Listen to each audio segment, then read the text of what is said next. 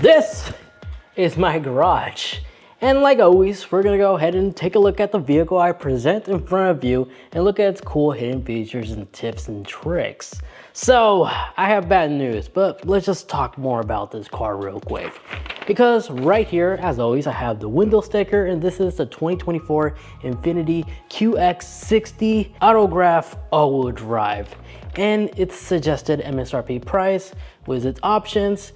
This one in particular is $69,240. Standard with no options, the manufacturer suggested price is just $66,000. So this has about 3 grand's worth of options. Looking at it, the standard version for this car is pretty loaded out of the get-go. And you got some cool additional goodies, such as this being an INFINITI, you get 3 years of free maintenance, oil change and stuff like that. It's all included. Rotations, brake fluid, in-air cabin filter replacement, which is amazing. This is something I expect to find like on a BMW in terms of additional treatment. And of course, this is, to no surprise, the higher end version of a Nissan, because underneath all this, it's very similar to a Pathfinder, just with a tuxedo. That's basically how I describe this.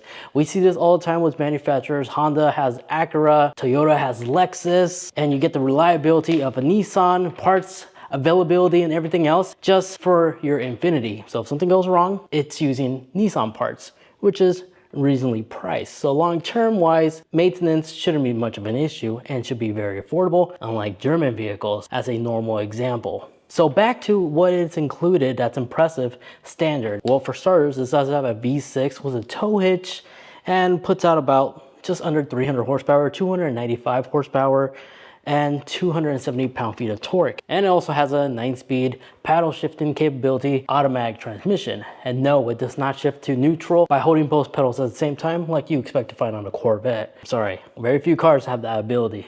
And with all that towing capacity, it can actually tow up to 6,000 pounds, which is not bad. Again, that's basically the standards when it comes to mini trucks. Sorry, I'm being attacked by mosquitoes. The only additional options we have is the illuminating INFINITI grille, the underglow package as well, and some premium floor mats.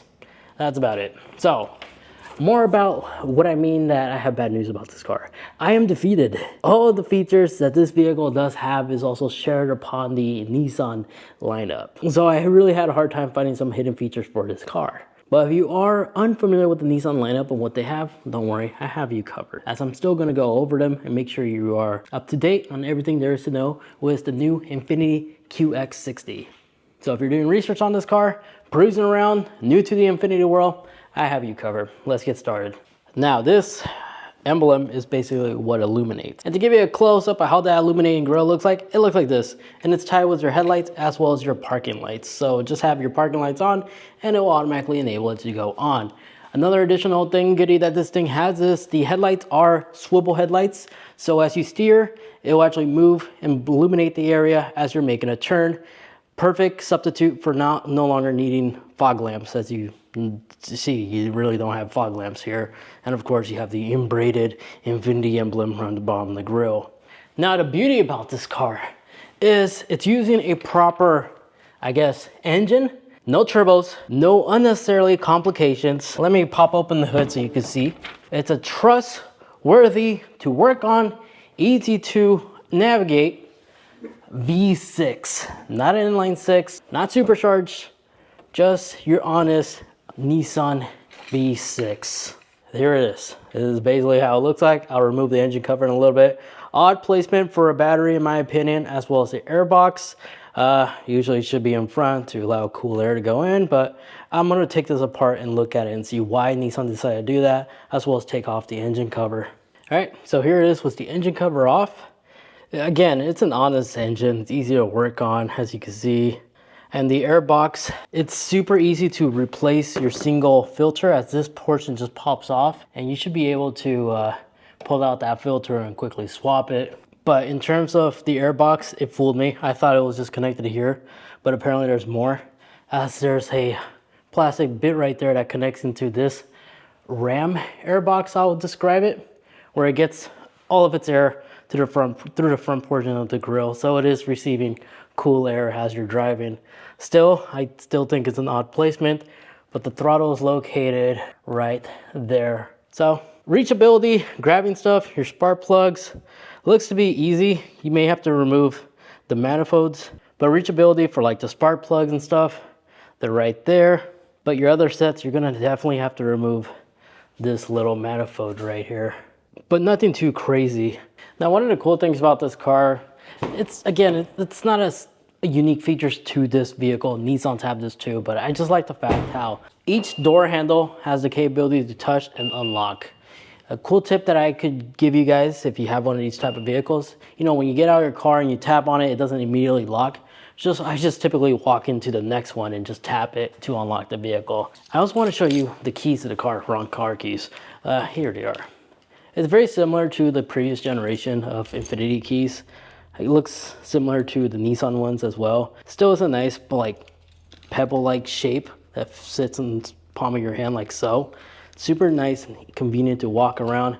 So that's a standard feature, lock, and then just hold down the unlock button, all your windows will roll down. And to disable that annoying honk, if you hold the lock key and the unlock button, the lock and unlock button, I'm sorry, at the same time, and continue holding it until you see the hazard light feedback. Do that. Now when you unlock the vehicle, it no longer beeps at you. Just rely on lights. Of course, repeat the process if you enjoy the beep. Personal preference. Now getting in the back here, I do want to share with you the cargo space, and yes, it does have that foot underneath to open up your hatch back here. It's located directly underneath the tow hitch, and you can also close it, which I accidentally did. Whoopsies. But there's a button right here, right next to the 360 camera, the rear camera I should say, for on the trim piece that you'll press to open it, and you do have the locking capability back here, as well as the capability to close the hatch and adjust it to your liking by long holding on that button, like any ordinary standard SUV. Vehicle gave me the feedback, the approval. That is the new adjust height for this. But something I do want to show you is, I'm not sure if the camera is picking this up. Take a look at this. So an issue I have when adjusting the height is this stupid latch is super low to the point where I would accidentally bump my head. I'm sure we all been evicted of that. The Nissan, it's pretty slim. It's leveled, so you won't have a high chance to bumping your head to this thing. I think that was cleverly engineered. But this is a third row passenger SUV, which means this does have more cargo space compared to like something like an X5 BMW. But below here, there is a pretty deep cargo compartment, which that portion actually does stay put. It doesn't fold in, so you have a dog or something like that back here, they won't sink in and get their paw stuck in here. And what looks to be also a drain plug is also here. Oh no, that's just a little bolt right there. It looks like there's a spare tire that we have underneath the vehicle. Let me check. Hopefully the camera can see that, but we do indeed have a spare tire right here. Not a full-size spare, slightly smaller, but not like a small donut spare tire. So this is perfect for road trips and having the peace of mind. Even at 2 a.m., if you have a blowout, you're less likely to be stranded for the night. Now there are two buttons located right here, which only work to bring the seats up. Let me demonstrate. You still have to manually push these two down. Hold on, I forgot to pull down the headrest. There we go. Give me a perfectly nice flat surface to work with. And then by holding those two buttons, if you decide bringing them up and you don't want to manually pull it, you could do the luxurious way and let it all do it all automatically, thanks to motors. And there's a 12-volt outlet in the back here. Some additional hooks right here for your grocery bags as well.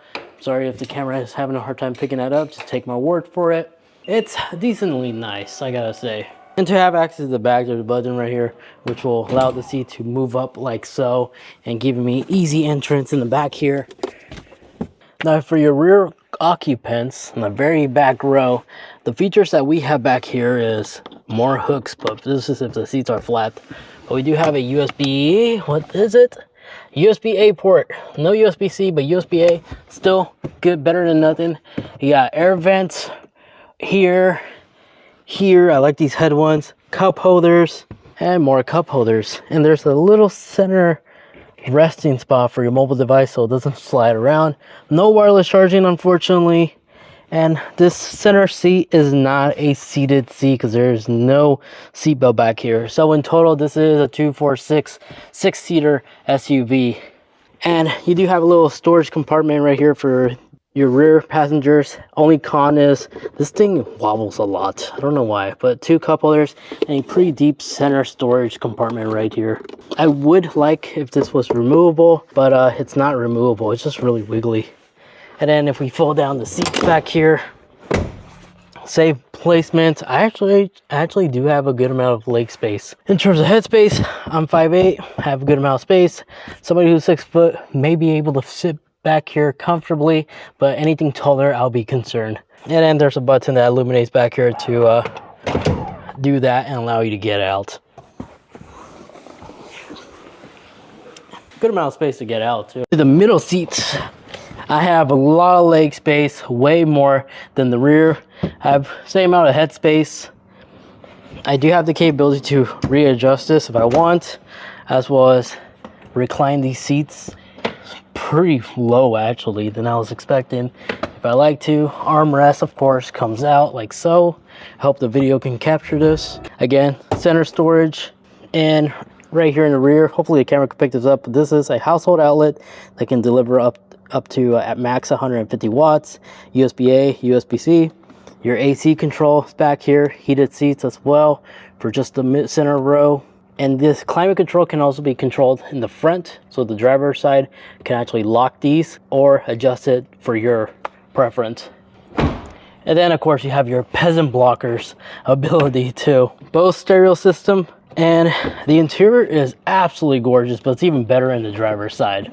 Now let's get inside the INFINITI QX60.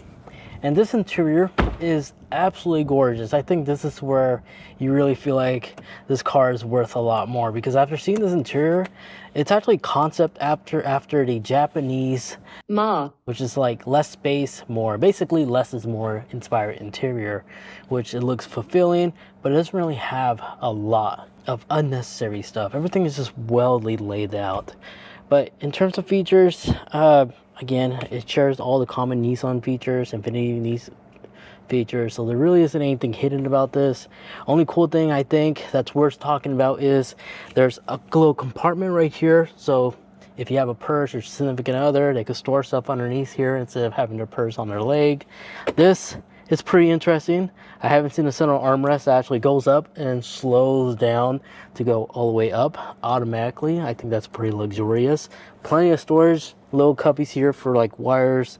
Your 12-volt outlet is also located in the center. It's not massively deep, but big enough that you could use it. It's practical. It's able to be used daily. There's a bunch of slots right here, which is interesting. One can easily hold a pen, and the other one could hold like your parking ticket. Hopefully you didn't get a parking ticket, but paper, credit cards, business cards and stuff right here. I thought that was pretty unique. Ambient lights is on this car. It's just room temperature ambient lights. It's not RGB. It doesn't allow you to change them, unfortunately. But just like other Nissan models, you have your D mode, which allows you to quickly switch from personal, sport, auto, and eco. Your gear select, electric handbrake, your navigation buttons right here. You can navigate the screen by just using this knob instead of having to use the touchscreen if you want to keep your display clean. You do have the advanced digital rearview mirror right here. You could toggle this in case you have rear passengers blocking your view. You could enable or disable that. And similar to other well-equipped Nissans or INFINITIs as well, you do have the clean interior ability, where it's not really specified exactly, but I believe it has like a HEPA filter that basically cleans the air inside here and removes pollen and makes it clear as possible. So if you're allergic, you have allergies, you may really like this feature that this air gets purified inside the cabinet, so long as you have the windows closed and sealed.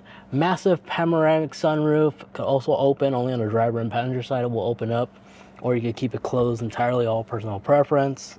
Wireless charger, USB-C, USB-A, all right here. Additional single cup holders on the doors for both driver and passenger side. So you have a total of 4 cup holders in here. Glove box is fairly big. But now let's go ahead and talk about the features. But hold on, there is something I do want to talk to you about, is how quiet this interior is. Whenever I'm at the freeway on a normal car around this price tag, I always have a hard time understanding my passengers. But in this vehicle, it's super quiet in here. I can still hear traffic around me, but I mean, like, I could actually have a conversation with my passengers, even the rear passengers, just fine.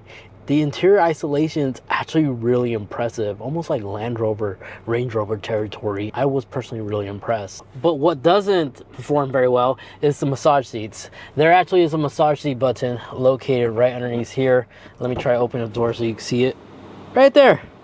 That is a massage seat, which is, I don't want to sound rude, but it's not the greatest. It's not the greatest. All it's really doing is inflating the air bladders for the lumbar support. It doesn't even go all the way. It's nice that it has it. I have turned it on for like long road trips. If I'm like driving longer than 2 hours, I would actually turn it on. It actually helps, but it's not a real massage seat. I don't know why Nissan's calling it a massage seat. If it is, they need to improve this, because again, it's just two bladders doing this.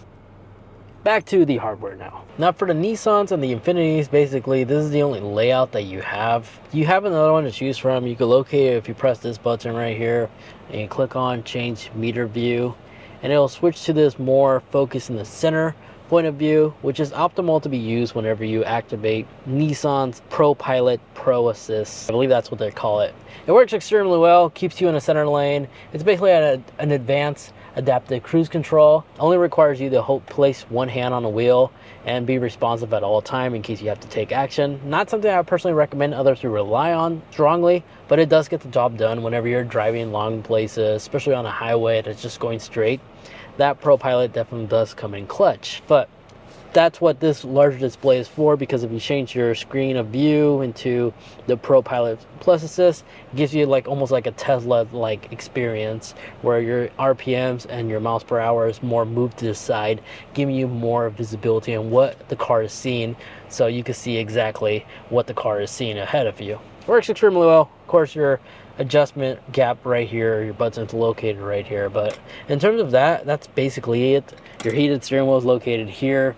Your heads-up display also shows you this much information as well if you activate the Pro Pilot, as you could kind of see right there lightly. And then your lane keep assist button awkwardly is located here, and it's kind of hard to tell what it is, but that icon with the steering wheel, that's what that is. Steering assist, basically, on and off for your lane keep assist. And your camera button is located here, which will give you access to a 360 point of view, which is nice. Unfortunately, you can only see one side camera and your front. You really can't like toggle between all four different angles like your rear or the driver's side, unfortunately. If you click mode, it doesn't really do anything. But this car does have wireless CarPlay and Android Auto, and this is how the screen looks like. It does allow you to multitask. Let me lower that real quick. As whatever you're doing, you can have the map on this screen and the album cover of the audio you're playing right here. So it does feature a little bit of multitasking, but this unit is very similar to like previous Nissan stuff we've seen in the past, where you have these customizable widgets. No really massive hidden features here. Everything is self-explanatory, which I like. So if you ever used a modern day smartphone, this is really easy to adapt. There's no reason for me to go over everything on here. And that is the all new QX60. It's not a bad car, honestly. Good size SUV, really gorgeous interior. Exterior isn't so bad either. And it has all the important features that we all know and love. I'm just really grateful that it has a heads-up display. Once you've tried a heads-up display, it's really hard to go back to not having one ever. But it's jam-packed with all the safety features as well, and gets decently good MPG. 27 was my best in this vehicle. Full tank can easily reach 500 miles. But there you guys have it. Hopefully you enjoyed. If you did, leave a like, get subscribed on car videos. Every Wednesday I upload a new car video. So feel free to comment down below if you have a suggestion for a vehicle you want me to get my hands on. I'll do my best and make it happen if you're shopping around. If you'd like to watch more, check out this video over here, as that is a video that YouTube is recommending specifically for you based off the YouTube algorithm. But that one's a video that I recommend checking out in case you're curious how an older, smaller Infiniti may work for you. Check out that video review over there. See you guys.